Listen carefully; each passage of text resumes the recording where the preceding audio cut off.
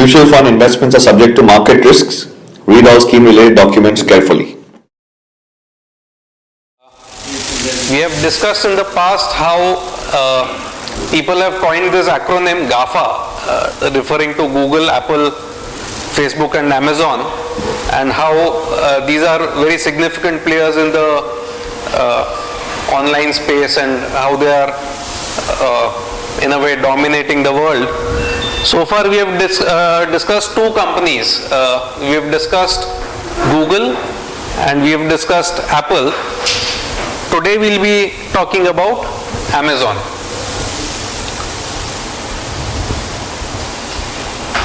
We'll be talking about Amazon and this person, Jeff Bezos, who's the founder of Amazon and its CEO.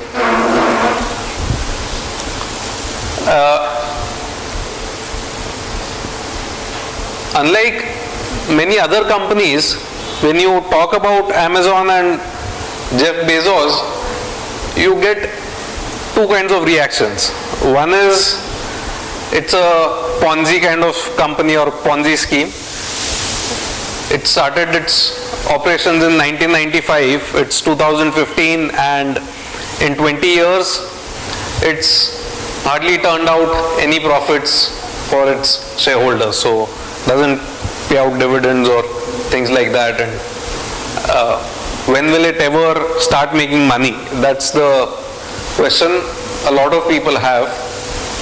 And the other camp is a camp which fears Amazon, which hates Amazon, which admires Amazon and thinks that Amazon is a company which will have a very significant impact on the way we live our lives, and it will be one of the companies which will dominate the world in the years and decades to come. So in today's presentation we'll look at the company, a bit of its history, a bit about its operations. It's a company where honestly I don't have a mechanism to value the company. So I am personally in the camp that believes that you cannot write off Amazon. It's not a Ponzi scheme. It's not a company that will suddenly blow out and disappear into wilderness.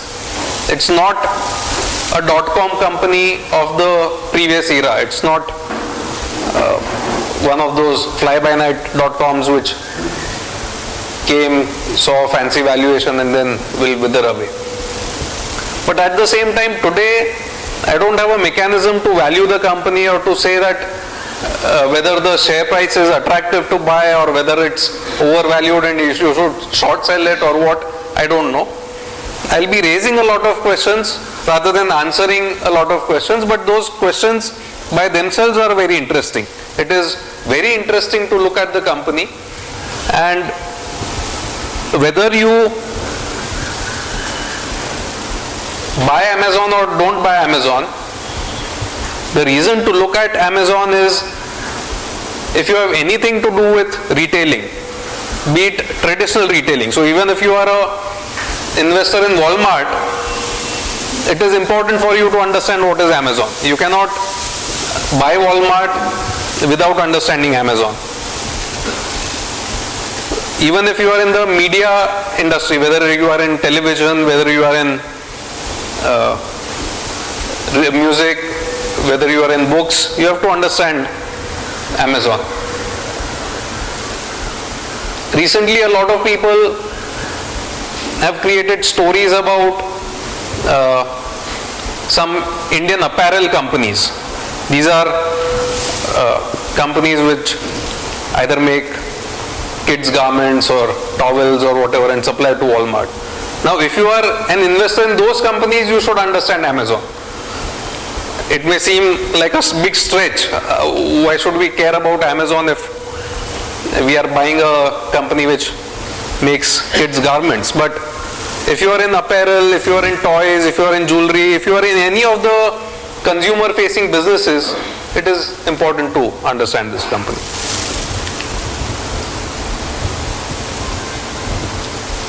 So one thing that stands out when we look at Amazon is that they keep repeating one sentence over and over again, and it's almost like a religious mantra that some guru has told them there, that in any interview, in any press conference, in any investor relation meet, in their annual report, in their press releases, they'll keep talking about this, that we are focused on the customer and we are not focused on what the competitors are doing. So we will keep delighting the customer in terms of giving lower prices, better quality, better return criteria. So if the customer is not satisfied with the product, then the product can be returned. All of that, speedy delivery. And what this does is it raises the bar for everybody else in that space. It's almost like a before and after Amazon. So something which you could get away with before Amazon entered, you cannot expect to get away with that after the entry of Amazon. And again, they are exceedingly frugal, as most people in the retail space are. So whether you look at Costco or whether you look at Walmart, they are known for their frugality and low operating costs and cheap prices for consumers. Same way, Amazon is not known for the same thing. And typically, high-tech companies, whether it's Apple, Google, Facebook, you will hear about the fancy perks that the employees get. So you have all these YouTube videos where Google's campus is shown, where employees get free gyms and free food and free massage and whatnot. All the cars, free doctors. But nothing of that sort happens at Amazon. So Amazon has food vending machines, so employees have to put in their credit card to get food from the vending machine. It's not even subsidized, leave aside free.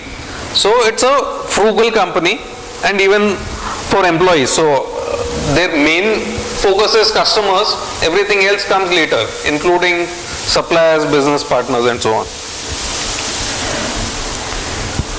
Again, this is something that they keep repeating. They keep focusing on the long term, and they think in terms of decades and not in terms of quarters or years.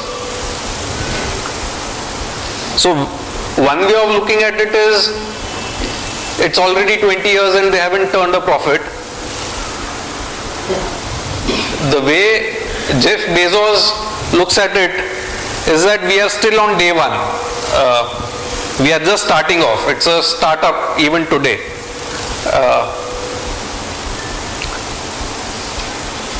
Whatever they are earning at one side, they are effectively reinvesting for the future.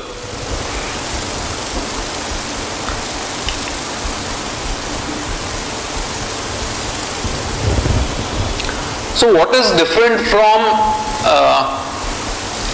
what is it that differentiates Amazon from companies like Walmart or Costco? What Bezos says is that traditional retailers have just created these big boxes where they stock everything at low prices.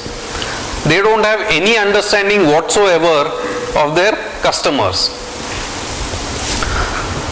So if you look at, this is a screenshot of the Amazon web page.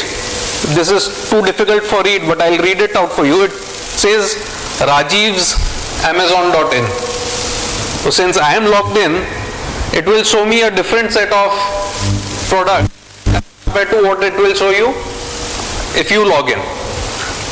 This customization will be so, the reason why it is showing me all these stationery items is that the last purchase was a set of pens that store. and as you scroll down, it will say, based on your past searches, these are the products, based on your past purchases, these are the products, or these products are bought together, and so on and so forth. So this is one big difference that is there in Amazon. They can personalize stuff. The traditional big box retailer can never personalize stuff. So can you imagine a scenario? You walk into a Walmart store. If you are a big purchaser of grocery will be at the front. On the other hand, if you are a big purchaser of electronics will be stored in the first shelf. Can they do that? Obviously not. The store layout will remain the same for all customers. Whereas in a virtual store, they have the opportunity of creating all these permutations and combinations. So while looking at the company, I came across this interesting course on Coursera. It talks about foundations of e-commerce. It's run by a person of Indian origin, Vijay Sethi, who teaches at a university in Singapore. And this gave a very good framework of understanding e-commerce, cutting out all the clutter in the media that is there. Every day people keep talking about Flipkart did this and Amazon did that and so on. The other thing was that there's this which tracks Amazon's journey from a early startup to mid 2013. So this was another good resource. Anyone who's interested in the subject would find this book interesting. And of course the annual reports and releases which Amazon puts out on its site. So these three things essentially went into giving some understanding of what the company is about.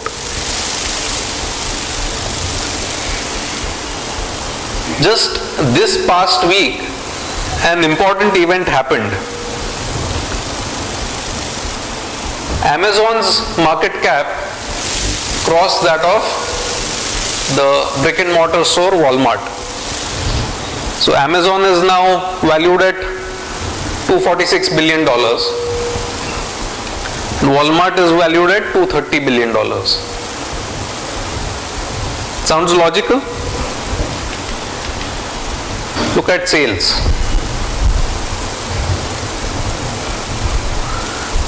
Walmart is about 5 times the sales of Amazon. So why should Amazon get that much of valuation? Anyone thinks it makes sense buying Walmart and shorting Amazon? Anyone? Look at profits. Trailing 12 months on GAAP basis, Amazon had a net loss. Walmart had a $16 billion profit. Mehul, what do you think?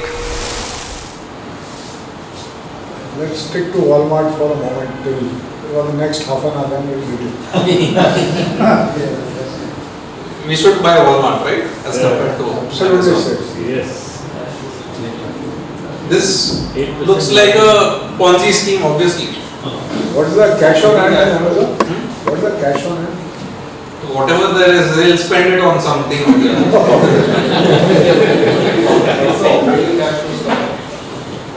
What part of Walmart sales are online sales to this number?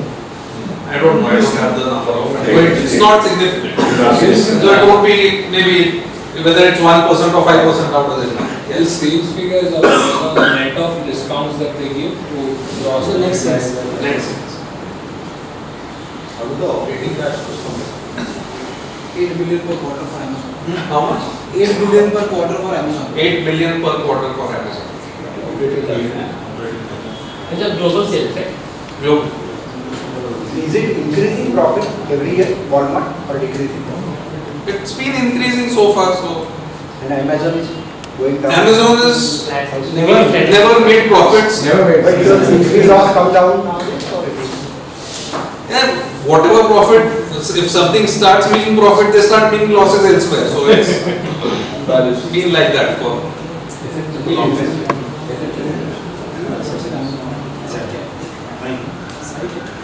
Now let's compare to other companies. At some time in the past, it's a flashback. Amazon, which started as a upstart online bookstore, versus Barnes and Noble, the biggest bookseller in USA or in many other countries. So they had a brick and mortar bookstore, and these guys were obviously online. So in the year 1998, and obviously we have taken financials for year end 97. So in this year 1998, market cap of Amazon crossed that of Barnes and Nobles. And if you remember, 98 and 99 were the dot-com years where everything dot-com was in fancy.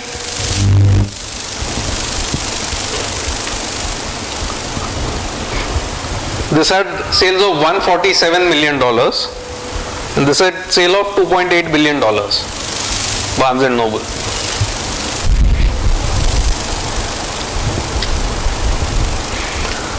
One thing that is constant is even then Amazon was making losses and this company actually had some profits. If we were to ask a question then, does it make sense to buy Amazon or to buy Barnes and Noble? Being true blue value investors or investors, whatever, who look at financials and who look at profits, would have chosen Barnes and Noble and would have said, how can you buy something like Amazon? How can you pay $5 billion for this kind of junk? So that $5 billion, you have seen the market cap today. So obviously the market cap has gone up.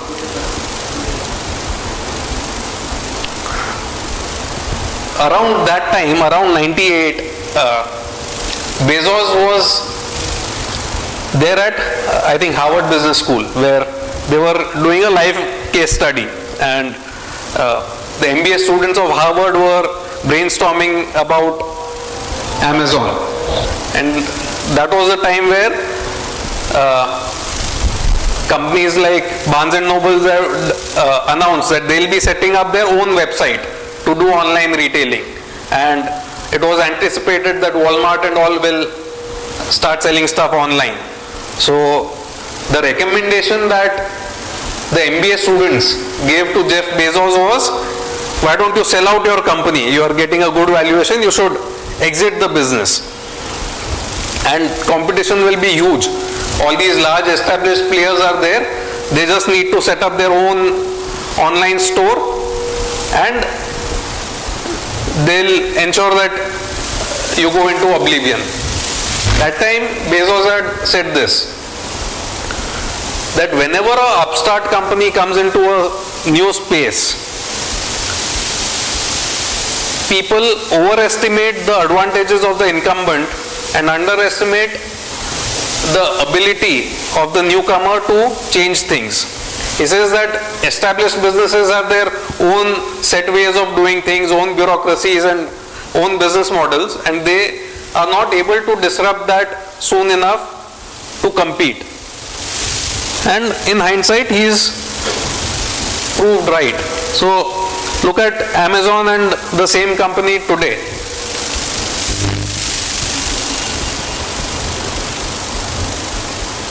Market cap of the two companies, sales, and although you are seeing some profits here, but they have just come out of 4-5 years of losses. They have had a very close shave apparently with either a sellout or a bankruptcy or something. And one other big competitor, which is Borders, again a brick and mortar bookstore, actually shut its operations. They went into liquidation. But cars started selling on the website online They started, yes. in 2000 or latest? No, the attempts happened long back. So even today, Walmart has a Walmart.com. It's not that Walmart is not trying to compete with Amazon online today. It is.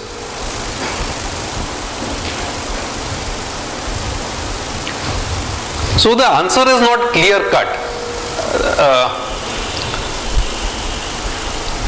All through its 20-year history, people have said that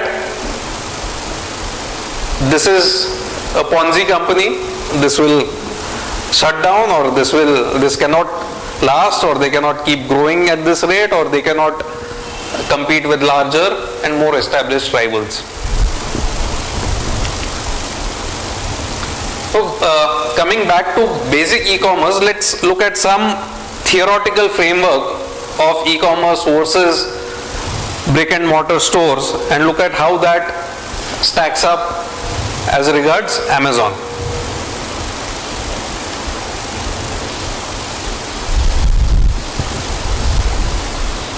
So one thing everyone will agree is that e-commerce stores are able to offer a far greater selection as compared to a traditional brick and mortar store. And here I'll put in an anecdote or give you some backstory about how Amazon actually started off. When Amazon actually set up its portal and its website, that time it did not have any inventory whatsoever of books. What it did is it pulled up a directory or a CD of all book listings from these book distributors, Ingram, and it uploaded that on its website. So whenever a customer would order a book, they would in turn buy it from the distributor and then ship it out to the customer.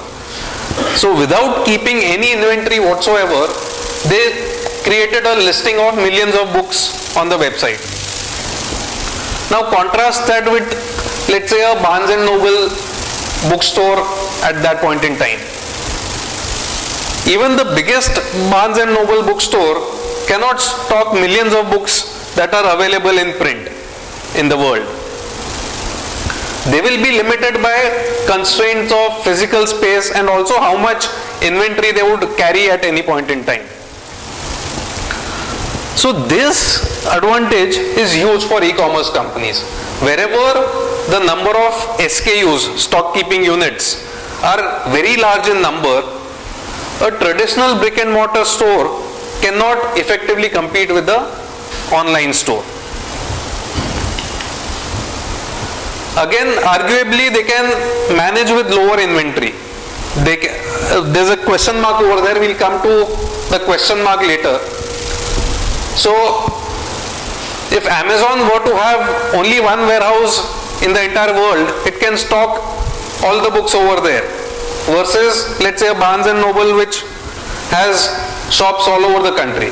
Barnes and Noble would have to keep books in each of the store, whereas these guys can stock it at one place and keep lower inventory. So, possibly, they would have some advantage over there. The warehouse can be in a distant industrial location. It need not be in the main shopping district.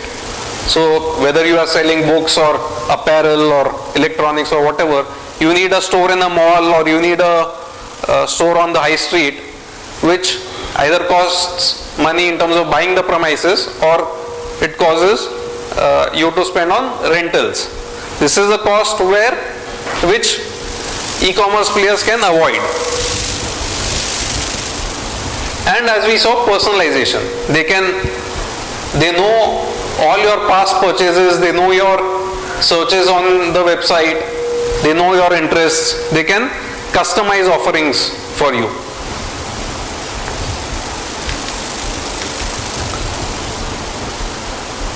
There are disadvantages also to the online model. One thing is delayed gratification. So if you go to the bookstore and purchase a book, it comes in your hands immediately. If you order it online, it will take a few days to reach you. So there's this delayed gratification. There are costs associated with packing the product, sending it across to you. Shipping costs are there. Once you go beyond a certain number of categories, if you start selling books, toys, home appliances, electronics, then a customer may order one book, one t-shirt, one pair of footwear and all of that, and you have to assemble all of that in one box and send it, or send it separately, in which case your costs go up. So logistics are involved. And sometimes the product may be low cost and the shipping cost may exceed the value of the product. So that again is a nightmare. So coming back to that page where Amazon was recommending some stationery items to me, the story behind my ordering pens online is this. My wife was ordering some household items and the total came to about 450 rupees. And you don't get free shipping unless you order something worth 500 rupees. So I was 50 rupees short. So I ordered some pens worth 50 rupees. What Amazon has done is they send those pens to me by speed post separately, and my other household items are coming to me separately. So for that 50 rupees worth of pen, they would have spent 50 rupees on that speed post. So obviously there are some crazy things happening, and how can you value such a company? That question keeps coming back. But there's some method to the madness that is happening over here. So going back to the early days of Amazon, they clearly identified these things. Books obviously needed a lot of stock keeping units.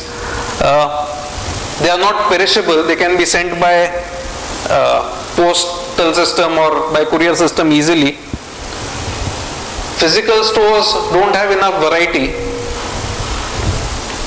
So anything like books, CDs or DVDs are easily portable to the e-commerce system.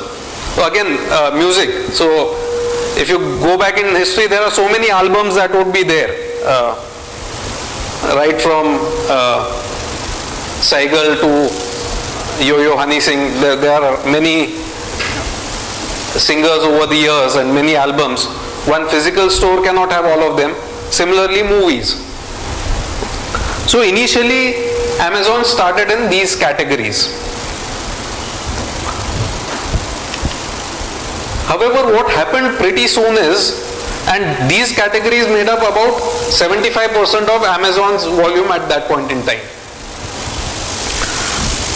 However, what happened was that all of these categories started morphing into online gratification.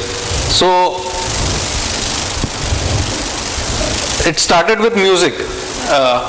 People started downloading MP3 files on Napster and things like that. No one bought CDs or audio cassettes anymore. Books, Amazon themselves digitized it through Kindle, and in movies you had Netflix, Hulu and all of that coming in. So the traditional business of books, music and movies got disrupted by the digital mechanism.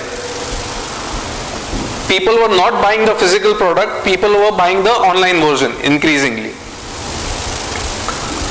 And when it happened with music, they got jittery. They said that a big portion of our business will go away. So they got very aggressive in the e-book category, and now they dominate it through Kindle. And they started taking measures in this category to ensure that they have some presence over there, and they have today through Amazon Prime in video. So as we saw, Amazon did a lot of work with Kindle. They were not the first ones to try out an e-book reader. There were many failed attempts before this, but they put in a lot of R&D budget behind this. They gave it serious attention. They either begged publishers to come out with e-book versions, or they threatened publishers, but by some method or the other they got publishers to give a big enough library for, or big enough catalog for consumers to start buying a digital reader and then move to the electronic version. Initially they also were making losses on the e-book sales. So even if the publisher would price a book title at, let's say, $15 or $20, Amazon would sell the book on its store for $10, and the remaining would be a loss. They would pay the publisher the full amount, and that was only to popularize the Kindle device and become a significant player in the e-book market. So by selling things at a loss, they captured the market. So today when we see them doing things like paying 50 rupee shipping for a 50 rupee product, or when they are making losses in markets like India, we have seen this in different categories at different points in time in the past. It's not something new that is happening. It's a strategy to capture the market at any cost. So what happens is, this is a lesson that they learned the hard way. Incidentally, Amazon tried to create its own search engine and compete with Google, and they failed. They tried to sell music online, and they failed in comparison with iTunes. Apple dominated the market. So they kept trying various things and they saw failure. And at the same time, people who were competing in areas where Amazon was dominating, they again were facing failures. So, and we have seen this in other companies. So if Google tries to come out with Google Plus and compete with Facebook, they see a failure. So once an online player dominates a space in significant measure and then is not complacent, that is also important. You can't be complacent, otherwise you will be thrown out. But as long as you are not complacent and you keep innovating, then it becomes very difficult to dislodge you from your prominent position. So they have seen this in various places. So it's because this traditional space of books, music and videos, because that was moving to the digital mechanism and there was this vision to become a larger company, and they got into the messier world of general retail. So gradually they have been getting into newer and newer categories. So now it's like a everything store. They sell virtually everything that can be sold online.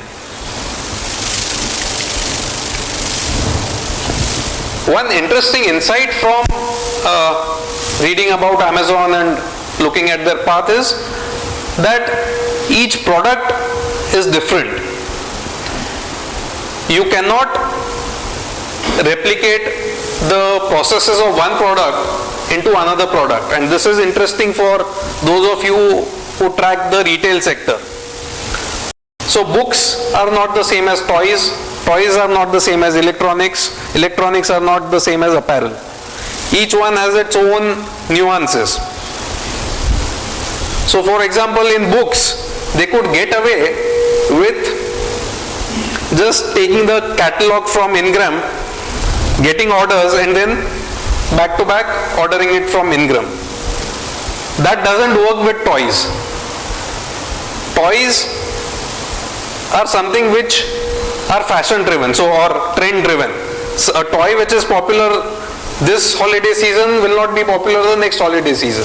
You have to plan in advance, you have to order in advance, take the inventory on your books, and if it doesn't sell it as scrap.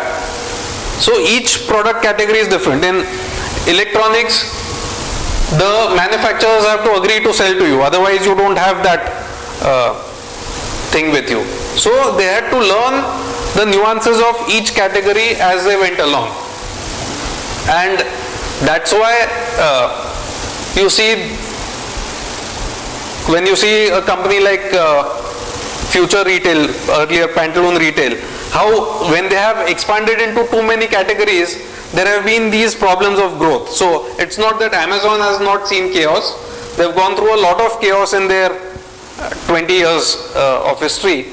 And anyone who survives that period of rapid expansion deserves a lot of respect, and at the end of it they have some learnings and they have some processes built in the company which are not easily replicable by competitors. So today when they have got into the messy world of retail, they have these huge warehouses or what they call fulfillment centers. So just to give you an indication of scale, each dot that you see over here is a car. And this is probably 3 or 4 football fields put together, or I don't know how big this is. It's a huge fulfillment center, and this is not just one, there are multiples of them. And this is what it looks like inside. So you have all these conveyor belts running on multiple levels, assorting all the goods into various packages for onward delivery to the customer. So when we say that they are not turning out profits or they keep reinvesting whatever they make, this is where a lot of the money is going.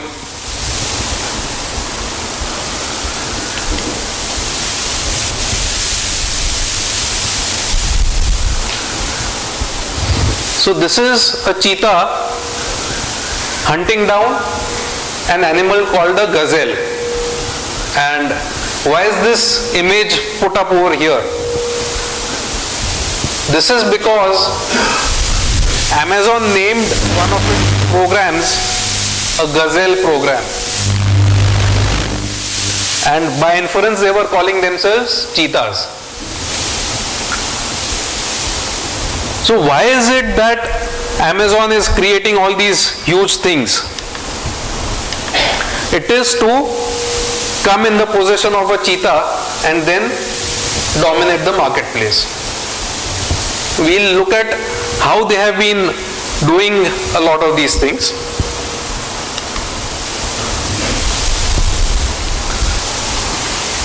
One thing a lot of people don't realize is that Amazon is a search engine. Amazon is a Google of e-commerce. So for a lot of people who have decided that they want to buy something online, the first stop for them is Amazon.com or Amazon.in or whatever the website is. And they'll search for, let's say if you want to buy a coffee machine or you want to buy a pair of trainers. When you search for it, what products are shown on the search page determines what products get sold.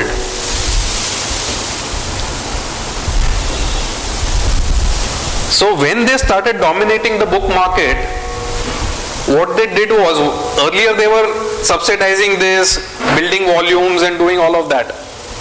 Later on they started abusing that dominating position in their negotiations with publishers. So if any publisher would not agree to their terms, they'll say, okay, you are not agreeing to our terms, we will not give you a prominent position in our listings, in our recommended books or on the top search results. So only if some customer searches for your title specifically, only then we will show your book, otherwise we will not show your book. As a result of that, many publishers started seeing huge drop in their sales. So finally they had to go groveling back, okay, saying we'll agree to your terms, take us back.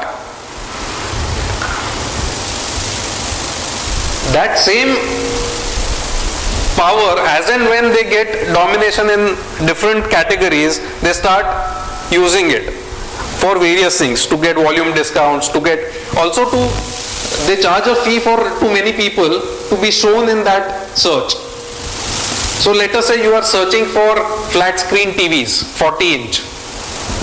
You are not decided on the brand. Now if Sony is not paying them ad revenue and Samsung is giving them some advertisement, they'll show Samsung on top. Now that is a revenue. So as customers will realize, oh, Amazon is selling things at a discount, how will they ever make money? Actually they are making money in a lot of different ways. Also this Gazelle thing, whenever they have seen other startups dominate in any of the product category, startups saying we want to buy you out. And while the buyout negotiations are on, they severely undercut that product category in terms of price. So Zappos.com, for example, was selling shoes. So they did a 30-40% price cut on their own website on Amazon, so that sales of Zappos would come down. So if you don't sell to me, I'll ensure that you go into liquidation. That kind of a thing. Same thing they did with Diapers.com. So Diapers.com was a company focused only on new parents, people who have recently had kids. So they would sell baby products to new mothers and fathers and gives expedited shipping and handhold the parents and all that. And they were having quite a loyal following, and there was a good word of mouth publicity that they were getting.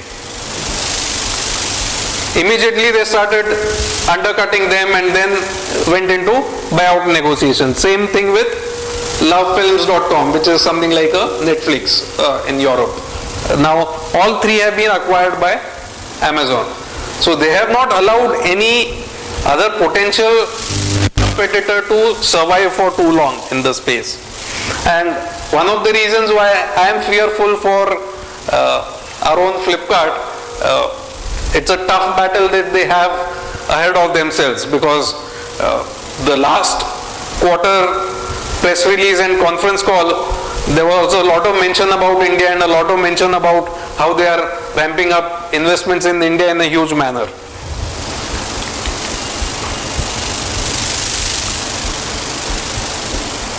Another interesting thing, and again where the cheetah and the gazelle thing comes into play, is they have something called Amazon Marketplace. So on the Amazon website, internationally, I'm not talking about India right now, internationally, Amazon will sell its own products, so what is there in its own warehouse. Apart from that, it will allow third-party sellers to sell those same products through Amazon. So let's say you are in the market for a Sony 40-inch TV.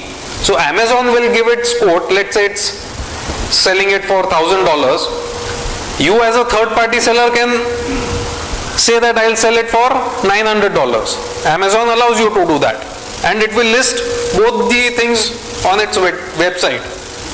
But what happens is, as it sees purchasing trends, it will try and figure out how you are able to afford 900, whereas its own price is 1,000, and over a period of time undercut you and cut you out. So a lot of sellers initially have had this big rush that, oh, we increase our sales so much, we have been benefiting by selling on Amazon, but all the time they are giving valuable information to their own future competitor.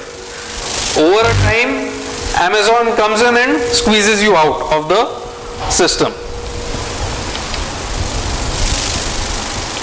Then they launched something called Amazon Prime. This is using the same psychological tricks that people use. So let's say you pay a fixed amount for a buffet lunch or a buffet dinner at a 5-star hotel. Once you have paid the fixed amount, then you want to get the maximum value for what you have paid. Then you start consuming more. So similar is the approach of this company. They have this subscription model where earlier you could pay something like $80, now I think it's $99 for a year. Once you have paid that, you get a whole host of free things. You get free expedited shipping. So once you know that you have already paid $100 and now when you buy, you will get the product very fast, you will tend to buy more and more on Amazon rather than buying it elsewhere. Also with that you get free streaming of movies, free streaming of music, you get to read books for free as a library, electronic books. So this is a hook to catch people and bring them into their system. So basically once they have a critical mass of customers and business volume, they start pestering suppliers for volume discounts and benefits. So initially they may be selling something at a loss. So initially they were selling e-books at a loss. Publisher was charging them full price and they were selling it at $9.99. But over a period of time, once they got the domination, they forced publishers to cut their prices for e-books. It's not that they will perennially sell at a loss. As I mentioned, they get money for advertising or listing your product for searches. Again, this is a well-known fact in retailing. All products do not turn a profit for the retailer. There are products which are extremely low margin or which are break-even or even loss-making products. But on an average, the retailer makes money from the customer. So obviously the margins on selling pens on Amazon will be far lower than selling jewelry on Amazon. But once the customer is acquired, once the customer is a loyal customer, then to that customer you can sell anything. And on some products you can make margins which will cover the losses on all the other products. Again, over a period of time, they can get into their own brands. So, if you are in the market for a shampoo, they will show you a P&G shampoo, and if they are able to show their own shampoo brand, not that they have got into personal care products so far, but it's a distinct possibility. Food products or apparel or whatever, they can create their own in-house brands and undercut the popular brands. Once customers have trust in the company, customers will be willing to buy whatever Amazon sells. And that is the reason we have excellent customer service. So if you are not satisfied with the product, they'll take it back, no questions asked kind of thing. And once you see that behavior over and over again over many years, then you implicitly start trusting those companies. Also, the big box retailers do not understand their customers. So personalization and all of that is there. And further, initial losses act as an entry barrier. Initially, when they were offering services, what are called Amazon Web Services, these are computing services, they were at big losses to the company. But they knew that computer equipment prices will keep falling over the years. And right now we are acquiring customers, and once those costs go down below a certain threshold, we'll start making a lot of money on that. So that is again a strategy that these guys have. Again, for most products, they get paid faster by their customers as compared to what they pay to the manufacturers. So they have a negative working capital cycle, which is again beneficial to them. Amazon Web Services we spoke about. Just think about it. If you were to buy a computer and an internet connection, you have to decide beforehand.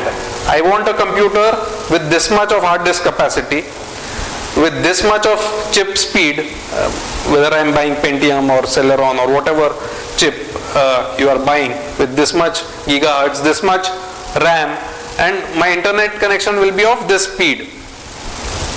Amazon has started offering what is called cloud computing services to corporations and to startups and internet companies, where everything is flexible.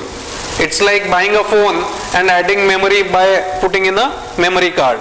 It's everything which can be done on the go, whether it's bandwidth, whether it's storage capacity, computing, and this has turned out to be a big money spinner. In the quarter which just went by, this made a lot of profits for Amazon.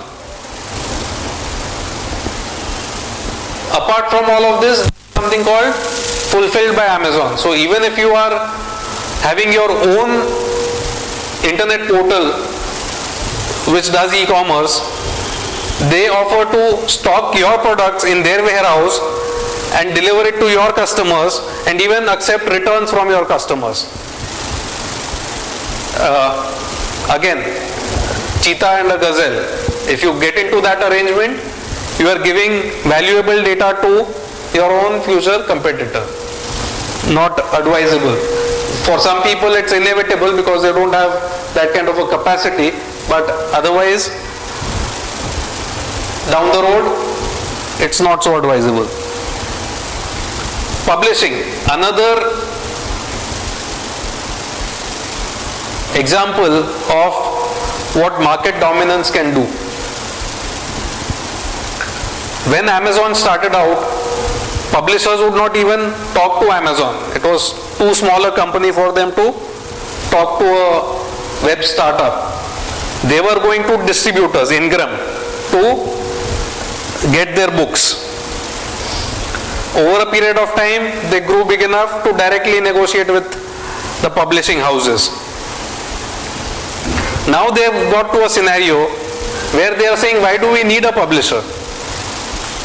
Publishing is something which belongs to an era of the analog age, is what they say. In the analog age, the capacity on shelves in a bookstore was limited. So some human being, some publisher had to decide which book is worth publishing and which book is not worth publishing. What Amazon is saying now is that on our internet platform, our capacity is unlimited. We can store as many ebooks as there are. So any author who wants to write a book just has to type it out on a word processing software and upload it. Once that is done, it's published as an ebook, and even print, they can print on demand. So if there are 10 customers for the print version of that book, they'll print 10 copies and send it to those customers. So when you come to such a scenario, the whole intermediation of a publisher is eliminated. So earlier a publisher would give some advance to authors, would decide who gets published, who does not get published, would decide on the pricing of the book, and so on and so forth. Now they are saying, let the author decide the price of the book. If it sells, and whatever number of copies are sold, and the revenue is shared between Amazon and the author, no one else in between. So this is the kind of return that they get once they start dominating a system. Even in terms of online video and all, now they are starting to develop their own content. They are developing their own TV. TV is a wrong word to use. They are developing their own video content, so series and so on. So some of you may be aware that this popular series called House House of Cards was developed by Netflix, and it was not shown in the US on main television channels. It was shown only on Netflix at that point in time. Similarly, these guys are creating content for Amazon Instant Video. So finally we come back to the question, is this a fad or is this an earthquake? I think this is an earthquake. This is not going to go anywhere. It will keep disrupting businesses. Whether you can buy it at current market price and make investment returns or not, I don't know. Maybe you can, maybe you can't. But it's a company, I think every investor should track whether they own the shares or not, because it has implications on a lot of other businesses that are out there. So I'll conclude here. I'll be happy to take questions.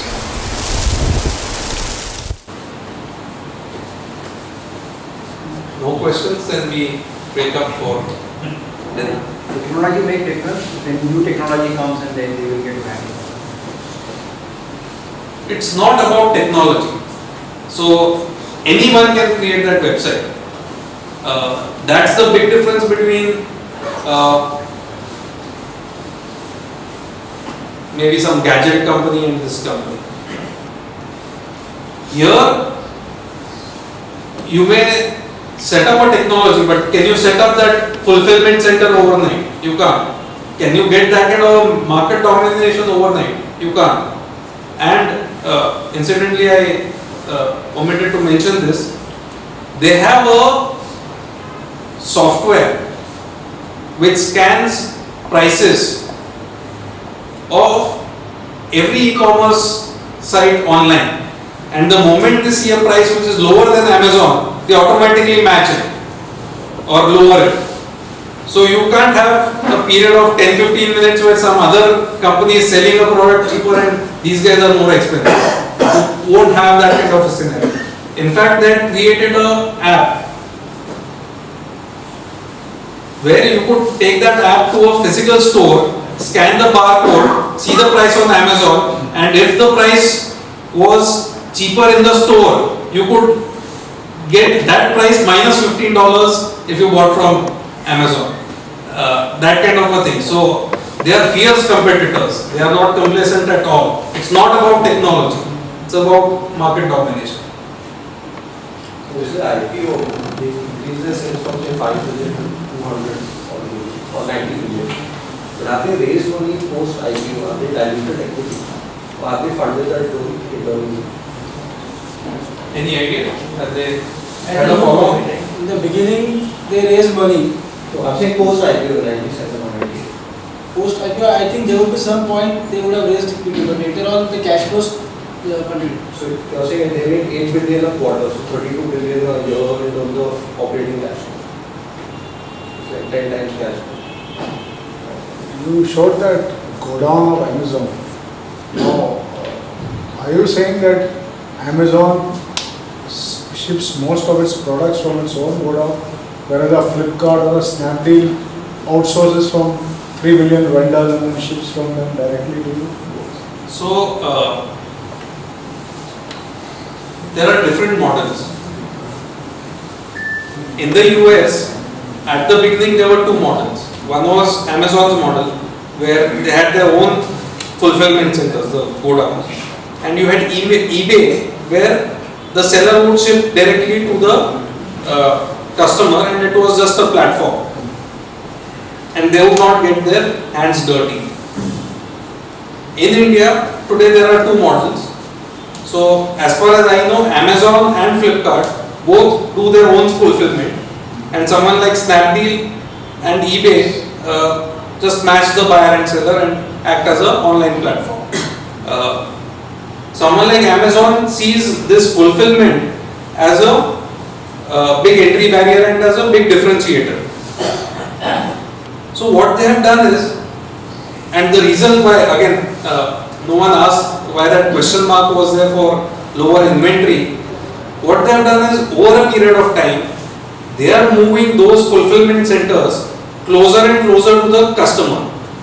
what this does is, number one, it reduces the time for the customer fulfillment to happen. So after you place an order, to the time the product reaches your doorstep, that time is compressed once the fulfillment center comes closer. Also the shipping costs come down. So as they are getting more and more volume, they are going to a decentralized model. In India, currently they are not allowed to sell anything on their own. They are only into logistics technically. So all are third party sellers, because Indian FDI rules do not allow a foreign player to do their own retailing. So what they do is, in their warehouse they'll store things of other people, or even if they don't have a warehouse, they'll procure the product from the seller, package it and whatever, and in turn send it to the end customer. So these guys are handling the logistics themselves. It's not just matching the buyer and seller. Now, books has become a very emerging trend. I am seeing more and more people reading books, and you seem to be a guy who reads also a lot of books. So, do you have any data on the digital sale versus the hard copy sale, and specifically Digital sales have crossed hard copy sales sometime in the last 1 or 2 in years. India? Or you are I don't know about India, but globally. No, global, abroad. abroad? Okay, But the growth of e-book sales has come down. okay. It's not growing the way it used to. But one point that you need to mention is, in the marketplace, Amazon takes a hefty commission from every supplier Sure. for storing their goods, for introducing them to the market. I think it's 5 to 15% of the sales. 10 to 15% they charge. Yeah, so Amazon advertise compared to big box, I can order anytime, right? I can't say anywhere, but anytime you can order, right? That is the big advantage expected here. Quick mindset, and you can compare ourselves. For example, I can compare easily Amazon.com, Flipkart.com, starting, right? It's very easy to compare sitting at home. So one of the disadvantages I had mentioned about e-commerce was a delayed gratification. That delay is coming down day by day. Currently they are experimenting with same day delivery, 2-hour delivery and all of that. So so their ultimate aim is to get into even things like grocery, or even grocery things they'll be able to bring to your doorstep in 2 hours or something like that. What I mean, not anywhere means they still not dominating T2, T3. For to send some gift to T2, T3, some relatives, not T3. But T1 certainly is. Sure. Actually, there was an interesting article about Noida, where e-commerce companies don't deliver things to postal codes in Noida, because when the delivery boy goes, they take the product and beat up the delivery guy and send him away. or after taking delivery, they say, हमने तो iPhone order किया था, Nokia भेज दिया, and they send it back. Whereas the actual product was given, but they dispute things, and with cash on delivery, it's very difficult to recover those losses now. So Professor Sanjay Bakshi had mentioned those guys treat it as bash on delivery instead of cash on delivery. They don't deliver more than 10,000 worth of goods now.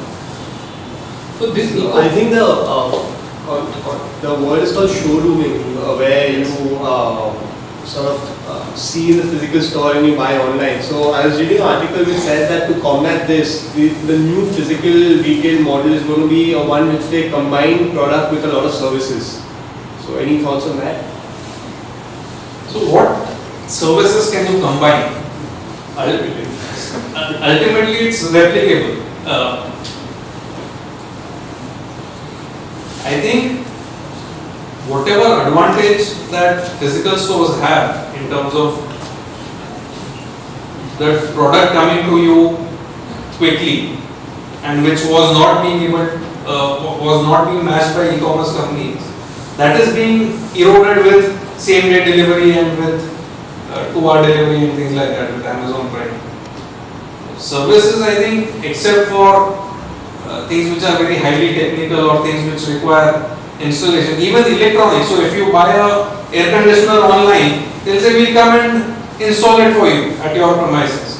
So like for apparel, the article said that there would be software where they take your picture instantly, they'll see how, they show you how you look, and there'll be like a designer on the store. Like they're thinking of services so that There will always be, basically. It's not that physical stores will get eliminated, but things where you can provide a genuine service which is valued by customer, I think those areas are few. Most things can be replicated online.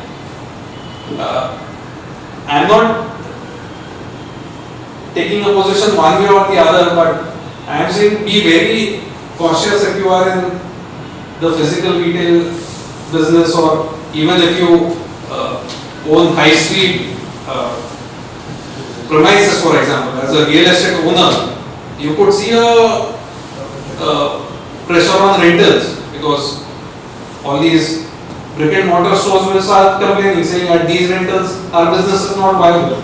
You want a cut in rentals to be able to compete with online stores. You mentioned that they said a lot of things about India. If you can just elaborate what is their view on India e-commerce business. So as usual, they don't say much. They don't reveal their future plans. They want to be as secretive as they can be. But they are spending, I think they mentioned some amounts, $2 or $3 million the coming year or so. They are setting up their AWS facilities in India. So They are surprised by sales growth. What they say?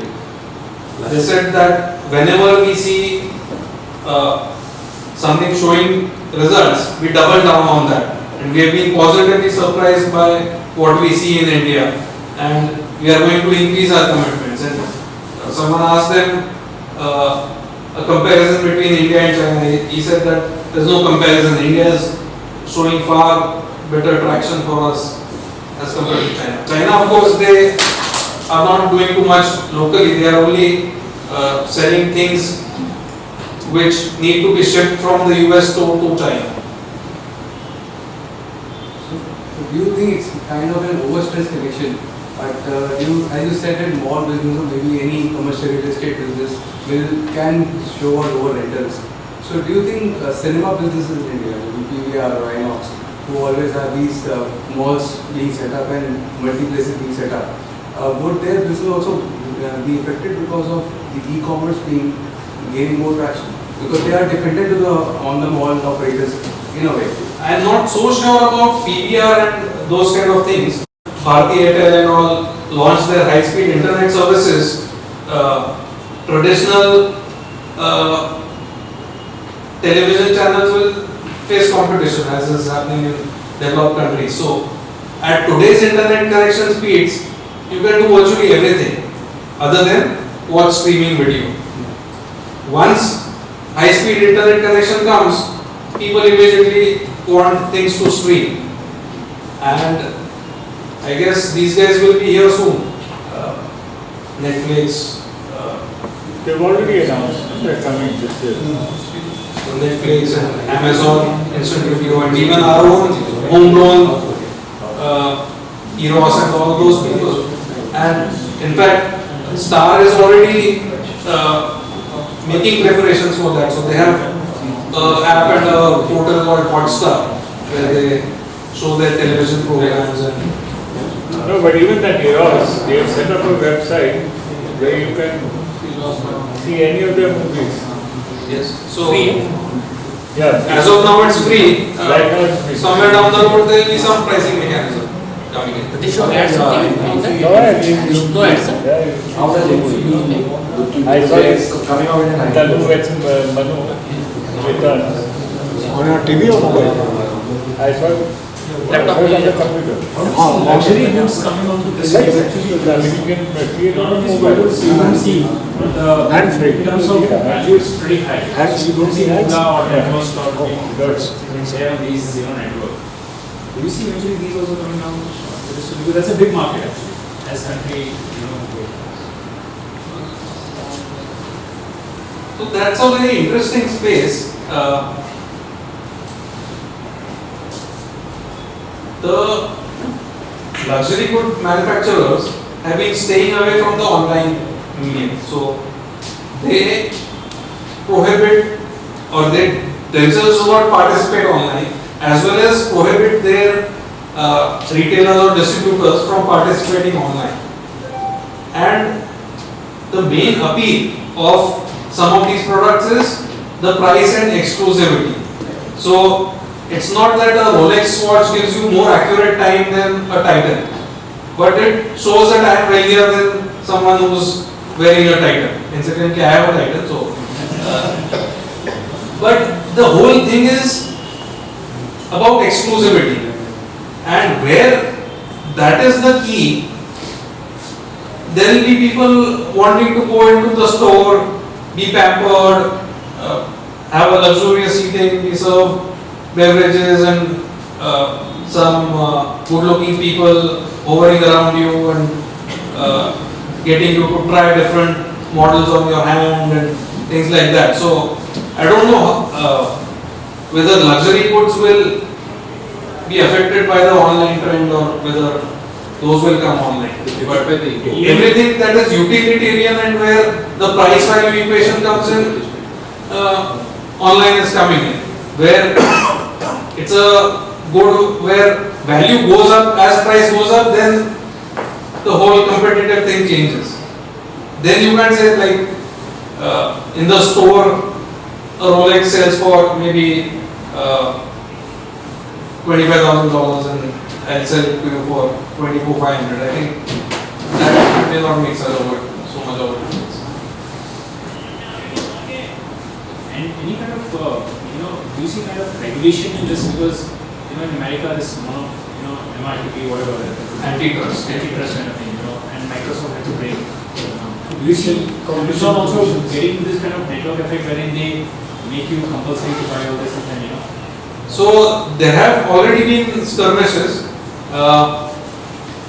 In fact, ironically, Amazon was able to sue publishers under antitrust, which is because all publishers had got together and said that we will go with Apple and we'll have fixed pricing and all that. And Amazon was able to successfully sue publishers in that instance. But somewhere down the road, it will happen. As of today, that is not happening. The reason being that Amazon is able to say, oh, Walmart is so much bigger than me. So don't look at just the online space, look at the overall retail space. I am still a small fry as compared to Walmart. But somewhere down the road, sure, they will have to face antitrust. So in India recently happened, all those electronic manufacturers, they kind of boycotted those platforms. So such things may kind of disrupt.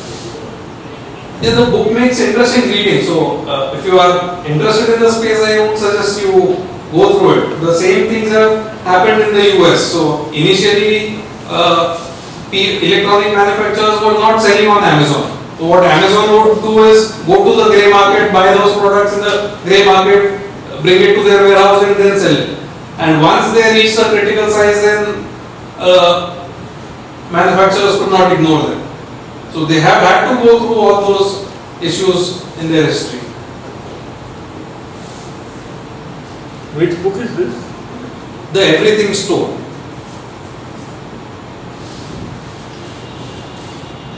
Thank you. Thank you. Thank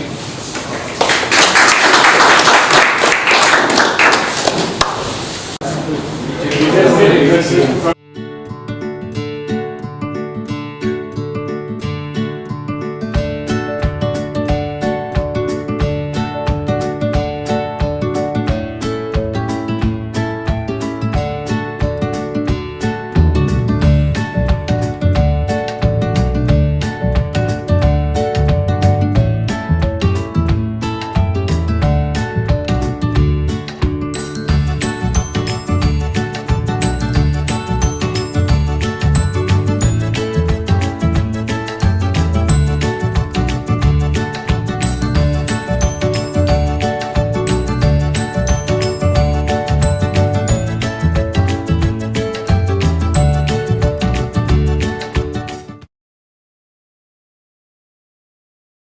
Mutual fund investments are subject to market risks.